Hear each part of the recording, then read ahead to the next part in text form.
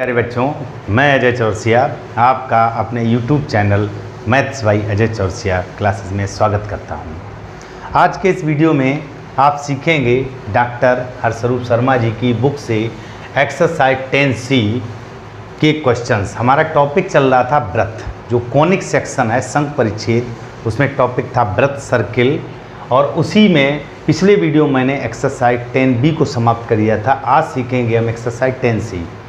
1 से 3 तक क्वेश्चन में पूछा गया उस व्रत का समीकरण बताओ जिसके व्यास के सिरे निम्न हैं। तो देखो बेटा, एक सिंपल सी बात आपको ध्यान रखनी है। यदि एक व्रत है, व्यास क्या होता है? व्यास वह जीवा होती है जो व्रत के केंद्र से होती हुई जाए। जैसे ये आप किसी तरह एक इस तरह का जीवा खींच दीजिएगा जो व्रत के केंद्र से होती हुई जाए, और अगर व्यास के निर्देशांक x1, y1 और x2, y2 दिए हों तो व्रत का समीकरण हो गया हमारा व्रत का समीकरण। यह हमको ध्यान रखना है। एक सूत्र है x minus x1 into x minus x2 plus y minus y1 into y minus y2 is equal 0। तो देखिए 1, 2, 3 क्वेश्चन है, तो इसमें ये तीसरा वाला किए दे सेम क्वेश्चन है। तो जैसे तीसरे क्वेश्चन देख लो, व्रत का समीकरण, व्रत का समीकरण इसी को देखे ले रहे। ये आपका कोऑर्डिनेट दिया हुआ है।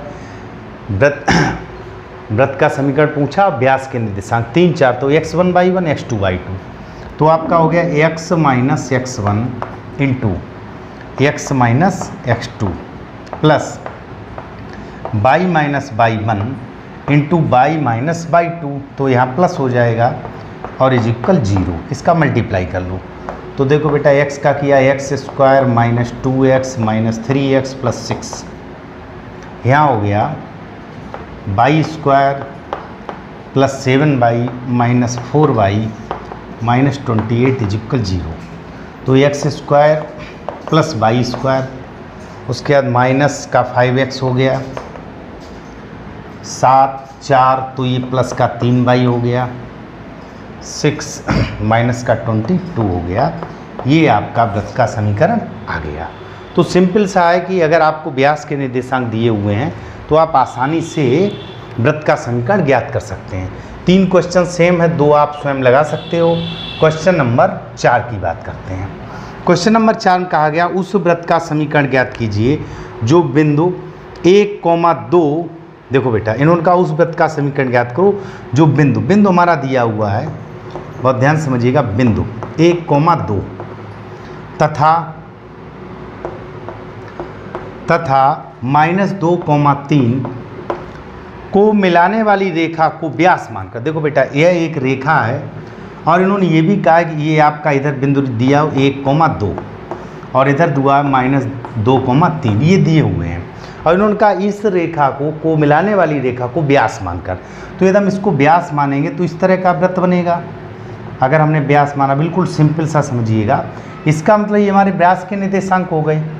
अब जब व्यास के निर्देशांक हो गए तो आप लिखेंगे अतः व्रत का समीकरण क्या हो जाएगा? व्रत का समीकरण x minus x1 into x minus x2, तो x प्लस 2 हो जाएगा, प्लस y माइनस y1, तो y minus 2 into y minus y2, तो y माइनस 3 इज इक्वल 0। और आप इसका मल्टीप्लाई इस तरह कर लेंगे तो हमारा व्रत का समीकरण आ जाएगा। नोट करिएगा बेटा।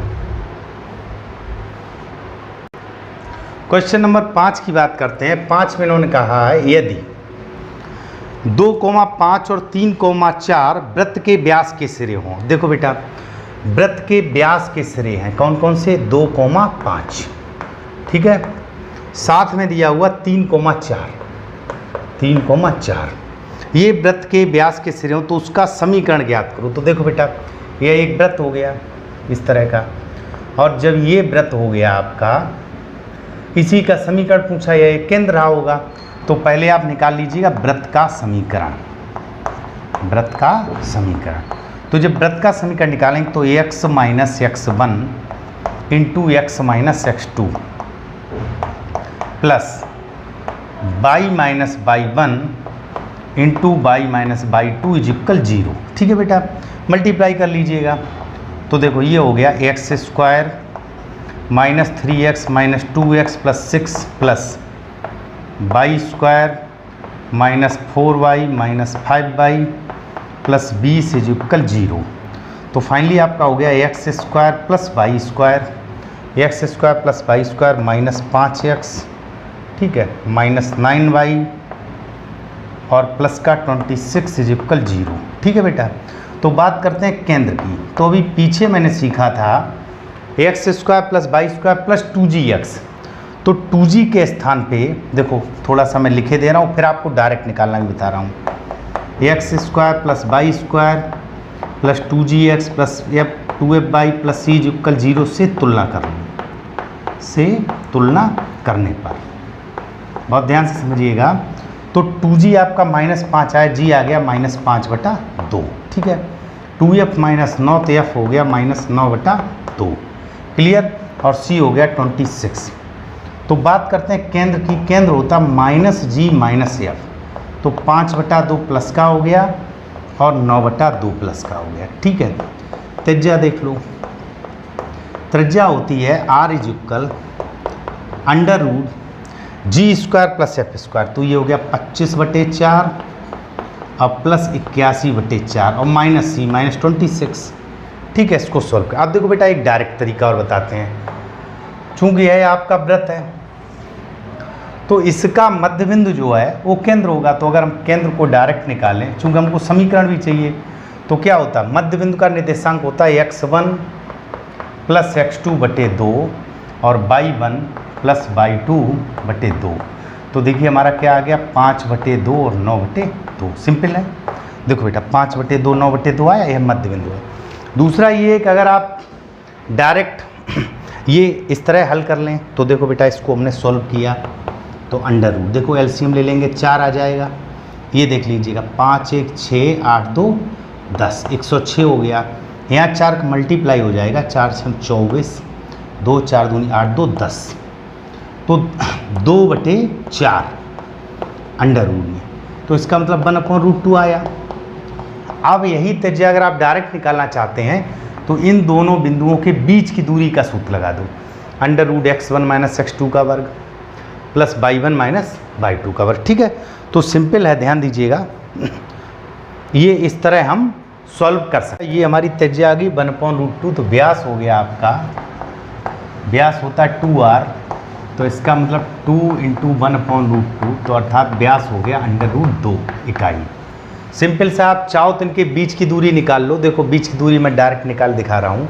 यह बीच की दूरी आपकी व्यास कहलाएगी। तो √2 - 3 का होल वर्ग, यानी कि 1 का वर्ग 1 हो गया, 5 - 4 का 1 का वर्ग, 1 और 1 2, तो √2 आपका व्यास हो गया। तो आप चाहें तो इस तरह भी निकाल सकते हैं, चाहे इस तरह भी निकाल सकते हैं, ठीक है बेटा। चलते हैं हम अगले प्रश्न पर, क्वेश्चन नंबर 6। क्वेश्चन नंबर 6 में ये कहा गया है, ध्यान दीजिएगा, त्रिभुज ABC का कोण 20 समकोण है। देखो बेटा, और A तथा C के निर्देशांक दिए हैं। देखो बेटा कोण B समकोण है, इस तरह, बहुत ध्यान समझिएगा। ये कोण B है, ये समकोण है। A और C का निर्देशांक, A का निर्देशांक दिया गया है 0,5, अर्थात A ऊपर होगा, तो यहाँ जैसे 0,5, ये निर्देशांक हो गया A का। इधर आपका C रहा होगा, C का निर्देशांक दिया 12,0, 12,0, ठीक। तो ये इसका विकर्ण हो गया, ये इस तरह इसका विकर्ण हो गया।